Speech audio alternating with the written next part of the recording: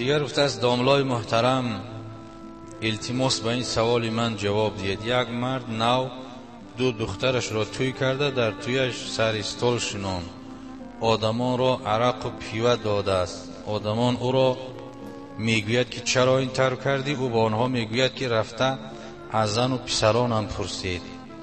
در همین مسجد آمده نماز جمعه میخواند، خودش را ملا میگیرد. در این باب البته که حاضر در چند دقیقه شرح حالی را داده ما نمیتونیم. قریب در تمام امر معروف و نهی از منکر در جمعه ها حاضر همین گپ صدا میتن. این بدترین حرام، بدترین فعلی هست که اگر سری راه این فعل ما و شما نگیریم، آگاه باشیم که حال ما و شما بد می شود، غضب و مصیبت خدا بر سر مردم می آید. از این فعل بد ما و شما پرهیز کنیم. هر کسی که نباشد، خواه در اینجا خواه در دیگر جو باشد، فرق ندارد. مسلمان که هستیم مسلمانانه زندگی کنیم. از زن و دخترت می ترسی یا که از خدا می ترسی؟ دیگر گفته است السلام علیکم داملای محترم، از شما خواهش دارم به این سوال من همین جمعه جواب دهید. پدر دختری به بلاغت رسیده خود بوسه کند، آیا گناه است؟ پدر اگر دختری به بلاغت رسیدگی خودش از دهانش به شهوت بوسه کنه، زنش طلاق می شود. اگر زن دامادی خودش از دهانش به شهوت بوسه کنه، دخترش طلاق می شود. این بسیار مسئله مهم است. او بوسه کردن چی حاجت همین؟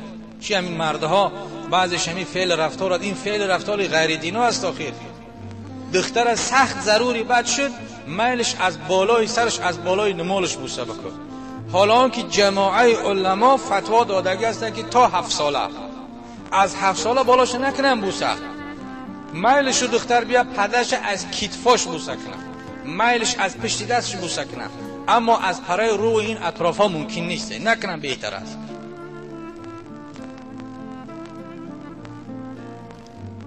مرد هم بوسه کردنش مکروه است.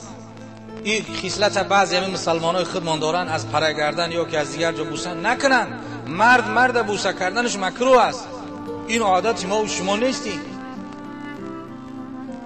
دیگر گفته است السلام علیکم داملای عزیز، اگر مردی که زنش را طلاق کرده باشد، همراهی وی زندگی کردن رواست یا نه؟ یک طلاق و یا 2 طلاق گفته باشد. البته که حرام از زندگی ممکن نیست. یک طلاق شکر ایدش بود شود و زن شوهر میکنه میرود، او با او زندگی کنه، زنا میشود، حرام میشود و هیچ امکانیتی نداره تا نکاح نکنند. یک طلاق کرده باشد، نکاح کرده بگیرش از سر نو زندگیش دوام بده. 2 طلاق هم که کرده باشه اجازت است، اما 3 طلاقش غیر حلاله دیگر راه نداره. در مذهب امام اعظم غیر حلاله دیگر راه نیست، اما با دیگراش کاری نداریم که کی فتوا میده.